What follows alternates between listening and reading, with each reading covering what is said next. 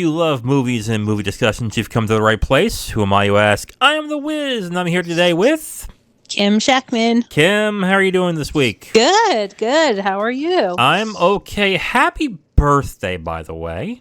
Oh, thank you. Yes, belated birthday. I know. And I know that I didn't get you a gift, but I figured knowing me and doing this podcast is a gift enough. Oh, God, I knew you were going to say that. I've only said it twice this week. Totally. The best gift ever. And honestly, I wanted to do that in your public post, but I know someone's going to be like, who is this egotistical prick? What the hell? Yeah. All right, so we are here to review the 1960 horror classic, Psycho, starring Anthony Hopkins, Janet Leigh, Vera Miles, and John Gavin, directed by Alfred Hitchcock. I gotta ask, what brought this on? Why did you want to watch Psycho? I've just always wanted to see it because everyone says it's such a classic. Mm-hmm. Like, I think I saw bits and pieces of the, new TV series that was out for it. I think it was called Bates Motel or something. Bates Motel. But I have never seen the original film, or even the remake. There's a remake out there, too. So I was like, oh, everybody says it's really good. I really want to see it. I felt like Alfred Hitchcock was kind of a big name back in the day, and I just wanted to check it out. Have you and I watched any black and white films yet together? I think we have. Have we? Okay, I couldn't remember. Because, I don't know, if I've watched a black and white film with you, it's only been, once. Because, it stood out to me. I was like, oh, yeah, I haven't really watched many black and white films, if any. I know we've watched a foreign language film. That I know we have.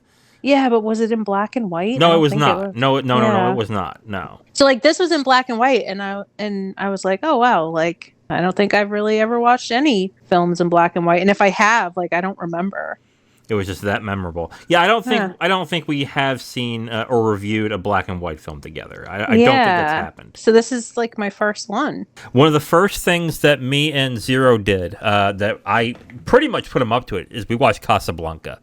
And I am glad we did because it was one of those movies where I only seen once, and I was like, "Is it as good as I remember it?" And then the minute I turn it on and the movie plays, oh yes, it's as good as I remembered it. Okay, so yeah, I haven't seen that one. That would be something I think that if you watched and enjoyed this, Casablanca would be something I think you would really like. Let's review the 1960 horror classic Psycho, directed by Alfred Hitchcock. Yeah, there are a number of things to talk about with Psycho, how important it is, why it's Hitchcock's most celebrated film. Just in a historical aspect, you can talk about a lot of why it was so controversial, what are the things it did different. But in terms of qualities of nowadays, it is still a very good movie. It is not my favorite Hitchcock, but I still think it is of a quality that I think a lot of movies wish they could get to. What about you? So what is your favorite Hitchcock? Rebecca. Oh, I've never seen that. Yeah, Rebecca is and it's very atypical to what I usually like. It is a gothic horror film. And it's I think it's from the 40s, but it's a romance on top of it. It is really good. Psycho's not even in my top 3. It'll be Rebecca, Rope, and Notorious would be my top 3. The only other Hitchcock movie I've seen is The Birds. See, I've wanted to see it, but I've heard mixed things. I enjoyed it. There are some people who love the movie, and there's others who are like, "Oh God!" It's yeah, no, I liked it. I thought it was a good film. I must say, I really liked the black and white a lot. I thoroughly enjoyed it. It was in black and white, but I felt like it was a sharper image. I don't know how to explain it. I don't know what the words I'm looking for is. So the one of the things that creative people seem to grasp on is that sometimes when you're given all the tools necessary, it's much harder to make something work really well. And Psycho is one of those movies where, and the remake proves it too, that it is very much a film that is perfect for the time and setting it was placed in and when it was made. Because Alfred Hitchcock was limited to what he could do. If he had today's filmmaking techniques, I'm not entirely sure he would have made the same exact film, because somebody who is that creative and that good at making films will recognize that not only there are certain things you can't do, but there's also certain things that in that setting and time period that you've made it in really makes it work very well. This movie, I think, still stands the test of time today, because you have to put yourself in that mindset of this is set in the 50s. Yeah, like, and it definitely like brought me to that era, like when I was watching the film, but like just the actual picture quality itself, like and again, because I think this is really my first black and white movie, so like watching all the images and the scenes and the takes in black and white, like I just felt like it was like the image to myself was sharper looking than like color, which sounds odd. I don't know if that makes sense to you, but it does to a certain extent. I think when you put something into color, there is more detail, but that means you have to account for a lot of more stuff when something is in color. So is the tone of the color fit well with what reality is? Is the skin tone right? The makeup, things like that. Whereas in black and white, you can hide those things a lot better. Or even at the time when 1960, there was color. So he just chose as an aesthetic choice to do it in black and white.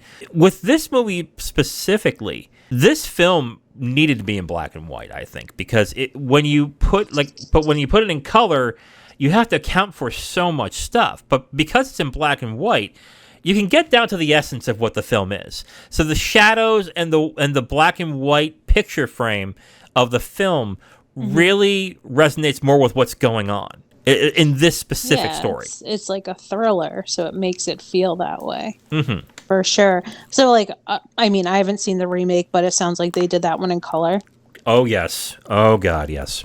Oh, no. So the remake did several things wrong. First off, they didn't change the dialogue. Oh, wow. Okay. Secondly... And when was the remake shot? 1998. It was starred Vince Vaughn in Anthony Perkins' part and Anne Heche in Janet Leigh's part. You know what? Let's get into performances. Performances on this, I think Anthony Perkins is the best performance of this movie. And it's pretty obvious as to why. He is the central character that makes the movie move forward.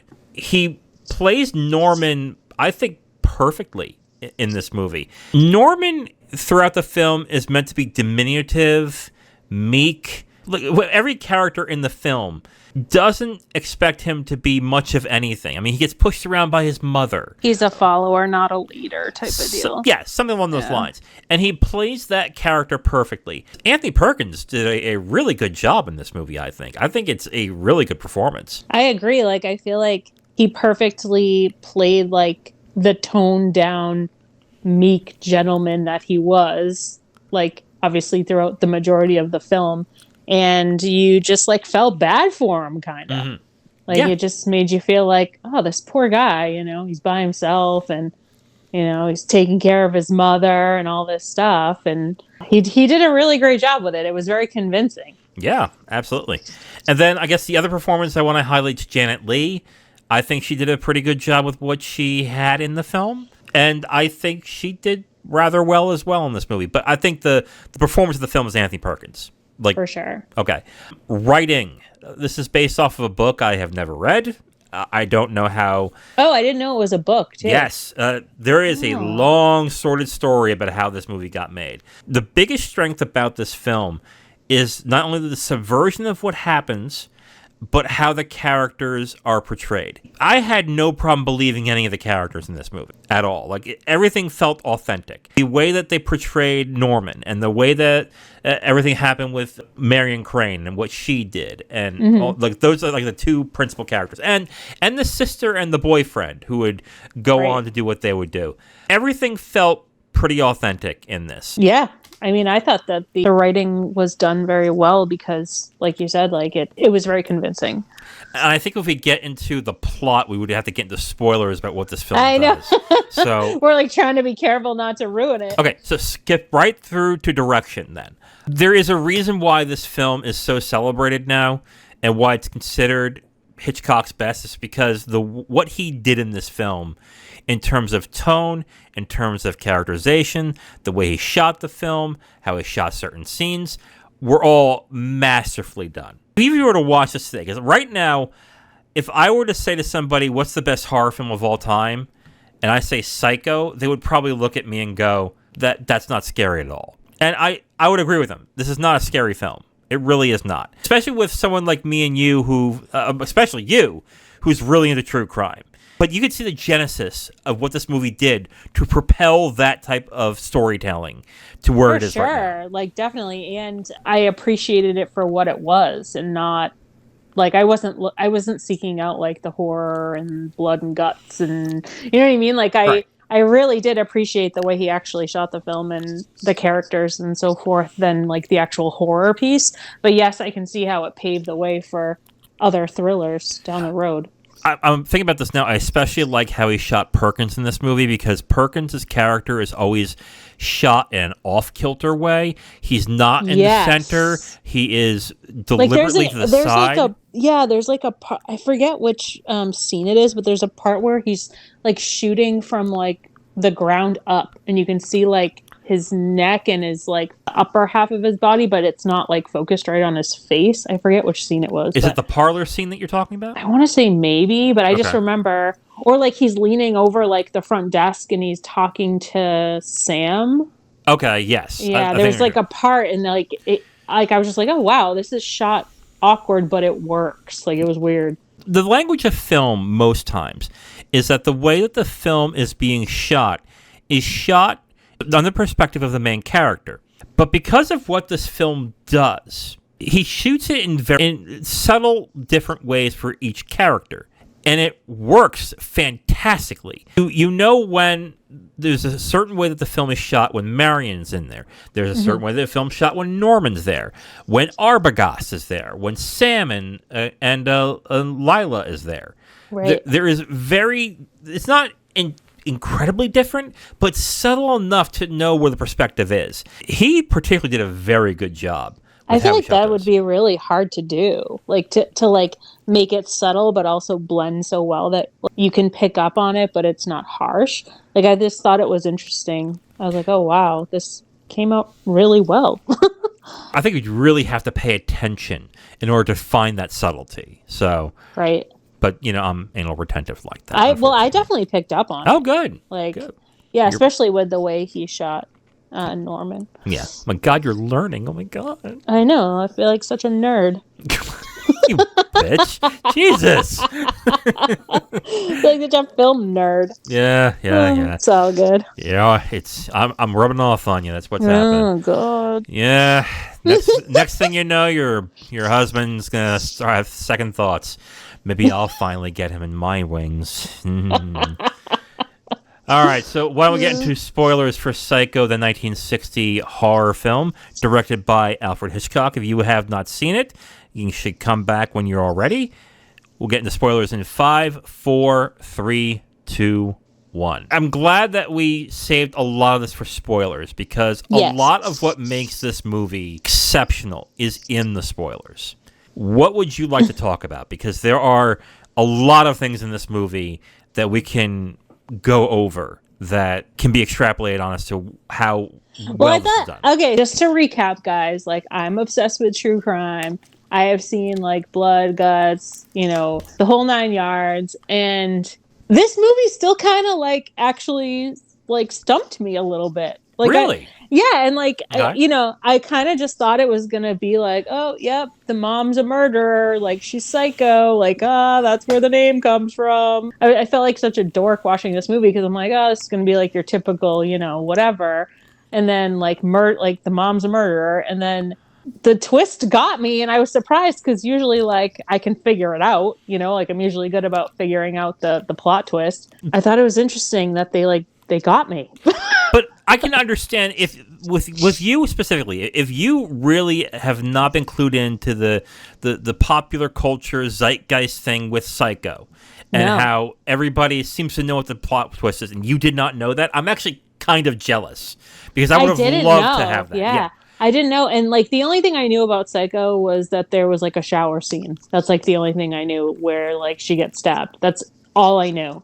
Right. And I was like, okay, yep, that happened, and it happened so early on in the movie, and like I literally paused the movie and I'm like, there's an hour left of this movie. What happens? Like, Yeah. because like that's all I knew was the shower scene because that's what everybody talked about. Right. So I was just like, wow, like what's gonna happen now? Like, where are they going with this? And then like, it really surprised me. I was very surprised at the end. It's even when you already know what's going to happen, it's incredibly effective. The mark of a really good film that has a twist is that when you know the twist and you rewatch it, it still works flawlessly. There are a lot of movies I've seen where the film has a twist ending and it blows my mind. And then I watch it again and go, well, wait a minute, how does that... It doesn't work. It just does not work. It just seems like a twist that just made it seem cool to an extent. Yeah. But Psycho works incredibly well, whether you know the twist or not in this. And I guess we should just beat around the bush. Yeah. Stop beating around the bush. But, okay. So there are actually 2 twists in this movie, and both are done flawlessly. So first things first, the main character of the film starts as Marion Crane, who's played by Janet Leigh. Mm-hmm. She decides, after getting a deposit from her boss, to take the money that she has, steal it, and move somewhere. I think it was to move with her boyfriend. Well, it almost sounded like she was running away, and then she was going to have him come with her or something. I don't know. Yeah, something along those lines. And she stopped at the Bates Motel, which is because where it was pouring out and she couldn't see. Yeah, where Norman is. And she decides, okay, maybe I'm going to go back and just see if I can prevent myself from getting anything that happens. Then Norman's mother comes, stabs her multiple times in the shower, kills her. Yep. I don't know if this is something that's happened a lot in movies back then, but I can imagine this being shocking, where the character that you've gotten to know for half the movie is dead. That's it. And the movie keeps going. Well, that's why I was like, wait.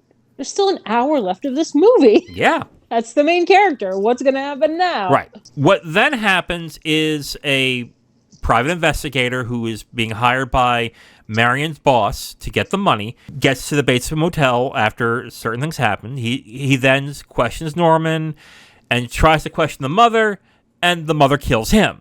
Yeah. And what happens is that Norman buries the bodies, or throws them into the swamp. He throws him in the swamp, yeah. Right. Which I thought was so funny. I was like, this is hilarious. Yeah. Okay. I won't ask why that's so funny, but okay. It's just like funny because it's just like a random little teeny tiny swamp behind their house and all the cars are in there. Yeah. Good point. Like, that's a lot of cars to put in there. End of the movie. The sister of Marion and her boyfriend go to the Bates Motel to find out what happens. The sister confronts Norman's mom, turns the body around, and all of a sudden, it's a skeleton. Yeah. And let me tell you something. That skeleton has perfect teeth. Dude, that skeleton was pretty good. Scary. Oh, yeah. I was like, ooh. It then turns out that someone is behind her sister attempting to kill her.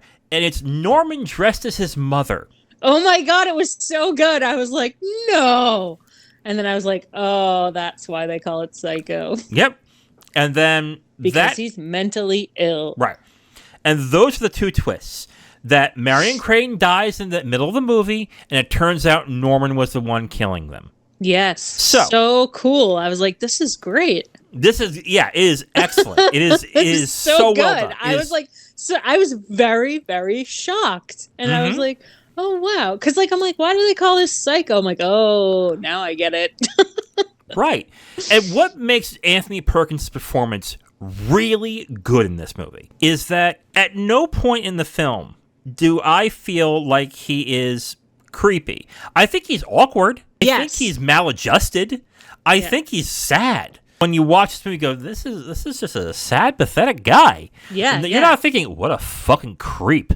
Oh my God. No, not at all. Like, he's just, like, nice to her. So what I did after I watched this film, okay, is I said, when I watched this on Peacock, so what I did after that, it said, hey, do you want to watch the remake? I'm like, oh, fuck, maybe I do want to watch the remake. You're like, sure, why not? So I put it on, and then immediately I'm like, oh, God, that's right. This is why I hate this so much. So then what I started doing was, okay, let me fast forward to a few scenes. And one of the key scenes I fast forwarded to was when Marion goes to the hotel for the first time. And the one principal thing that movie did wrong is that Vince Vaughn is immediately creepy. Oh, really? So immediately. Just a heads up, guys. Wiz watched the remake, but I didn't. So yeah.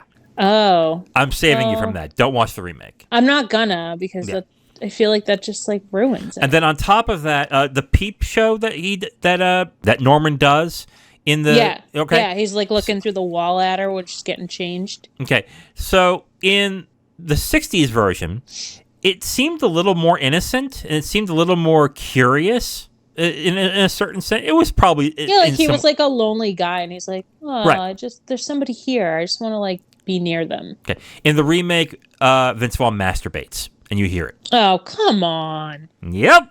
No. I will not be watching that ever. You don't see it. And you don't see him finish it. I'm not grossed out by it. I just feel like it ruins the mood. Like exactly. But you hear the zip and like, come on, really? Like, if they did that in the original, it would be awful. If they did that in the original, it wouldn't have been made, period. Back to the performances. This is why Anthony Perkins' performance is not only central to this movie, but it is really good because it's so meek. Because you don't expect it. Bingo. Absolutely. That's the thing. Like, I was just... And then when they're when they go to the sheriff, so remember they go to the sheriff's house before the boyfriend and the sister go to the Bates Motel, they go to a sheriff's house, and they go over it with the sheriff, what's happening, and the sheriff's like, Mrs. Bates has been dead for like 10 years. Yeah. And they're like, no, she's not. And he's like, I saw her be buried, like all this stuff and whatever. And like, I was just like, oh my God, like what is going on? Yeah. It got me. And nothing usually gets past me with like thrillers and stuff like that. Like I usually figure out like who the killer is or what's going to happen like way before it even does. But with this, like you said, he was just like, super meek guy. I felt bad for him. He was literally a psycho. There is one thing I do not like about this movie. Okay. The end. More like the epilogue. So the end is where you find out that Norman is the killer. I really do not like the psychoanalyst thing at the end, the exposition dump. Oh, the psychologist? Yeah. I think it's such a pointless scene. Now, I think some might say, well, I do and I don't because I think for that time it needed to be explained. That seems to be the thing where people are like, probably for the time. I mean, I thought it was really funny when the old cop guy's like, he's a transvestite. I was like, oh my God. Yeah.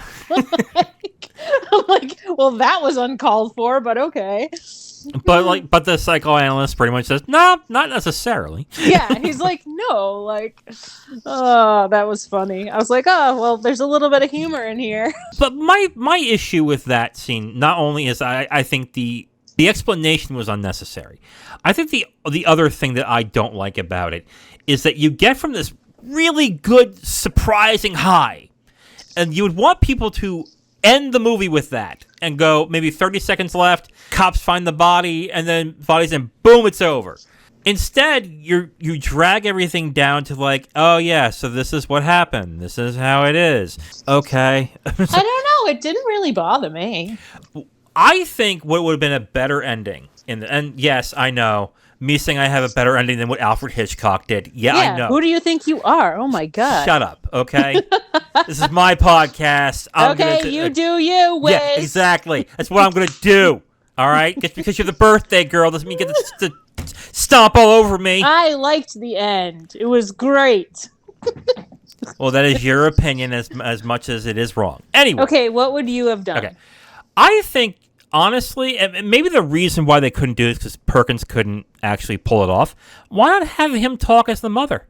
Why not have that? Or be like, when he coming with the stabbing Lila and Sam is fighting him off, have him being in the voice of the mother. Well, I mean, they kind of do at the very, very end when... In voiceover. When the camera like zooms in on him and the voiceover. And I kind of like that. I thought that was pretty cool.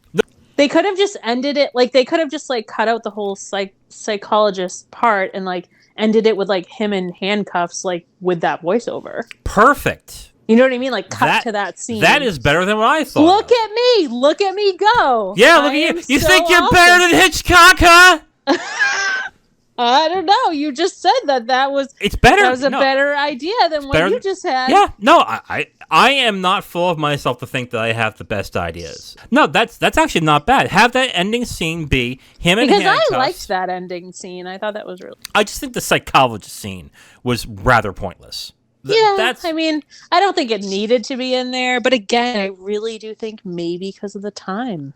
Possibly. No, that might be likely why it's there. Because I think at that time... Not, like, back in the day, like, they didn't even understand, like, what, like, mental health was. Like, didn't even understand, like, schizophrenia or, you know, bipolar or split personalities. Like, nothing like that. So maybe that's why they put it in there, because they had to explain it. Right. That is likely the possibility. I just think it's a tone setting. It just kind of went from... Yeah, like, for the movie. Yeah. Oh, that twist to...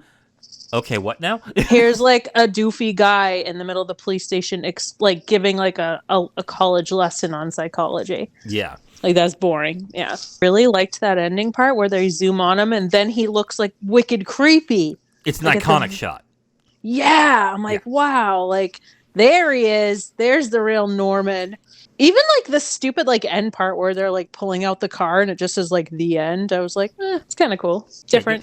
Because you would assume they would pull that thing out. Yeah.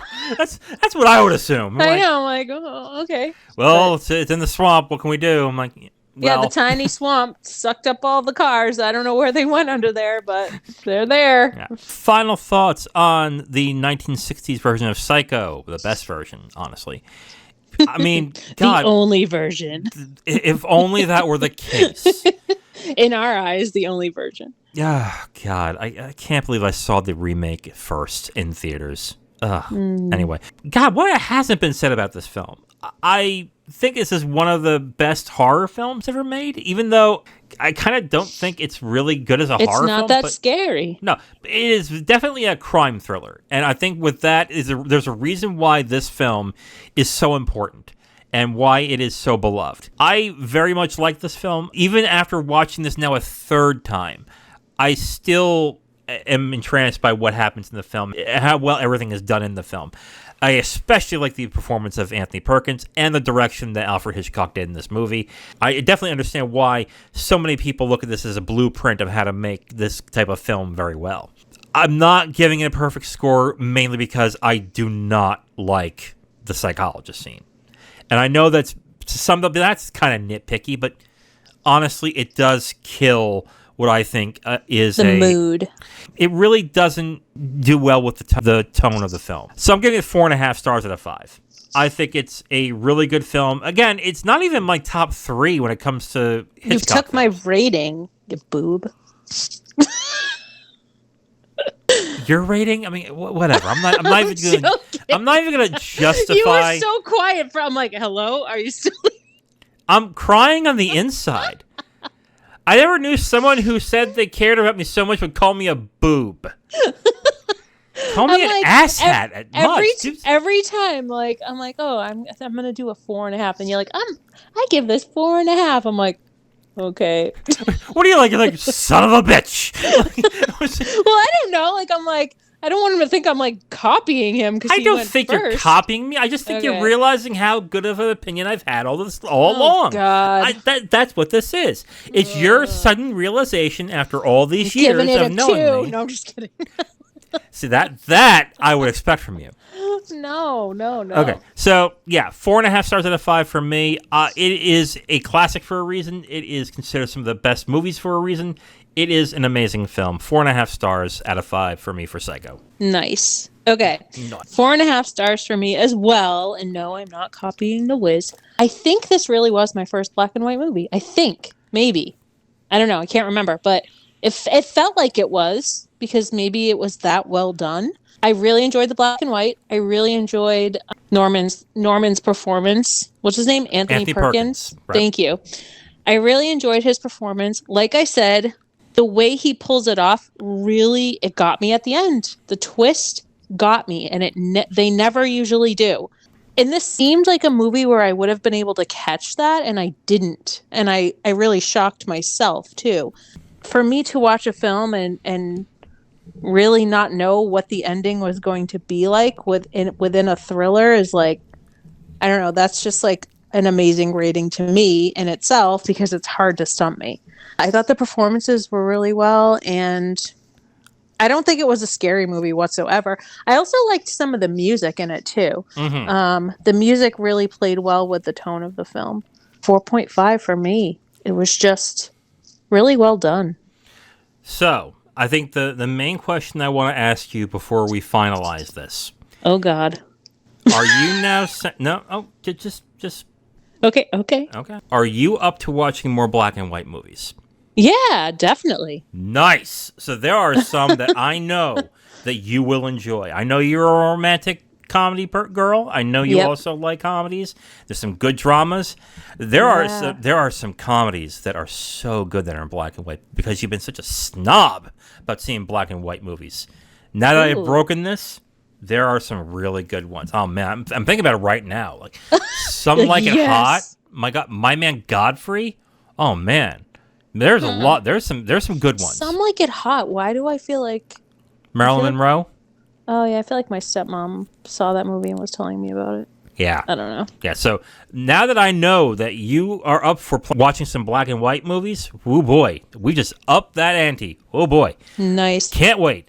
So 4.5 out of 5 stars for both me and Kim on Psycho. Yeah. God, masterpiece for a reason.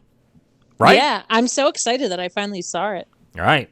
So 4.5 out of 5 for me and Kim on Psycho. Go see it, especially with the October, Halloween holiday coming up. So who are the 5 of you who haven't seen it? Check it out. Shut up.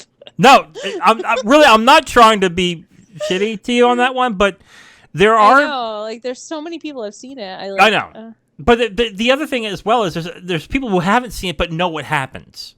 So right. There's that thing too. So yeah, if you haven't seen it, see it. You should. All right, Kim. So that is the end of that episode. But before we go, we have another film that we're going to be watching and reviewing next week. Yes. Kim, what are we watching next week? We're watching Rushmore. That's right. So we're watching the 1998 Wes Anderson film, the one that put him on the map, Rushmore, starring Jason Schwartzman, Bill Murray, and Olivia Williams. You've seen this before, right? Oh, I've seen this multiple times. I have never seen it. This is the film that made me fall in love with Wes Anderson. I gotta be honest. Between this and the Royal Tenenbaums, depending on the day, either one would be my number one. But Rushmore was one that I really liked when it came out. It is so good. I'm excited to see it. Yeah, absolutely. And if you haven't seen it, it is on MGM Plus. Who has MGM Plus? What the heck is that? I've never even heard of that. I see it every once in a while, but apparently MGM has their own thing, which, come on, MGM, really? Them and every other network. Yeah, I'll get bought off at some point. Tune in next week where me and Kim are going to review Rushmore, directed by Wes Anderson. I am The Wiz. And I'm Kim Shactman. Talk to you next time. Bye-bye. Bye.